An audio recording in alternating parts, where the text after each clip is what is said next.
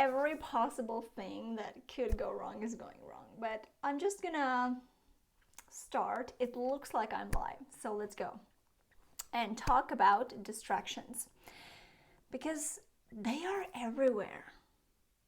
So, because of them, it's easy to switch our focus from important stuff to totally useless things that doesn't bring much value. That's the reality. But is it actually possible to avoid them or not really? So let's talk about it today. I'm Agnes, and those who don't know me, I'm a productivity strategist for online business owners, for female business owners, service providers, to help them manage their time better, simplify daily routines, and create structure that doesn't require their constant attention and presence. And if you're new here, say hi and share your thoughts. So, distractions are a very wide range of things, right? Starting from typical distractors like notifications, pings, rings, dings on our phones and our laptops that we think that are like obvious distractions, right? But they are also things that we don't even know that they distract us. For example, the aftertaste in our mouth after lunch, the smell of coffee, or the view outside our windows. So they are everywhere. They're everywhere looking for us to bring our attention to them. But actually, that's not the case at all. Because distractions are not in charge of us. They don't just happen to us. We let them happen to us. The smell of a coffee, it doesn't come in our room and say, "Hi, it's lunchtime." We put the responsibility to that smell. We blame it for distracting us. But the smell doesn't control us. We're in charge. So why do we let it distract us, right? And is it possible to avoid it? So we're used to think that the opposite of distraction is focus, right? Where we are fully present, we're attentive and focused on what it is that we're doing. But the opposite of distraction is actually traction, right? So there are two things, distraction and traction. And traction from Latin is an action that pulls you towards what you want to do.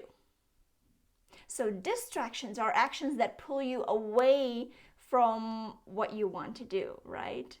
And tractions are these actions that move you towards what you want to do. Does that make sense? Let me know.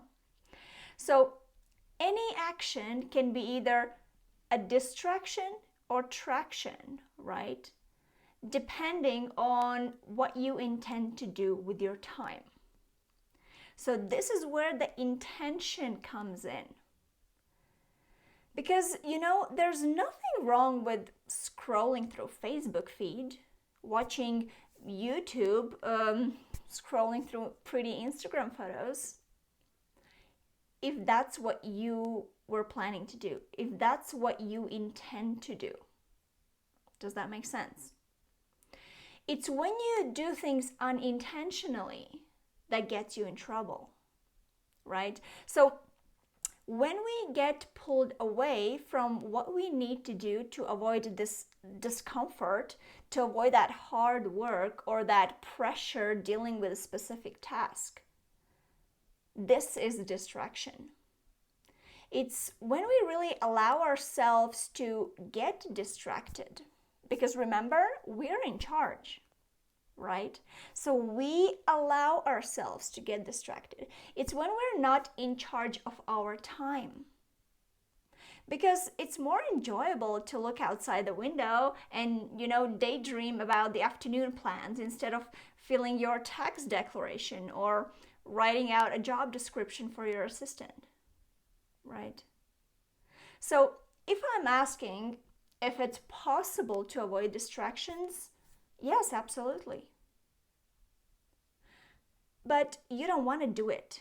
You want to notice these moments and understand what causes you to get distracted. What are you trying to avoid? Why are you letting yourself to be pulled away from things that you want to do to move you towards your goals, right? Because you know that you need to fill in this tax declaration. Obviously, you need to do it every year. So why do you keep procrastinating on it? What is behind it? Why do you keep distracting yourself from actually doing the thing, even though you know that this is what you should be doing? What causes this discomfort in doing the task? What is there? Dig deeper. I know it's a lot of questions to consider, right? But only if we dig deeper, we're able to see things for what they are, including ourselves, our beliefs, our thoughts, and anything that sabotages our success without us even realizing it. So I hope I gave you a bit more insight into distraction world and made you think that it is sometimes they do take over, but we're in charge at the end of the day, right? And to understand what is it that pulls our focus away? What is it that gets us out of that focus space? What makes us procrastinate? Thank you very much for tuning in, and I will see you next week, same time, same place.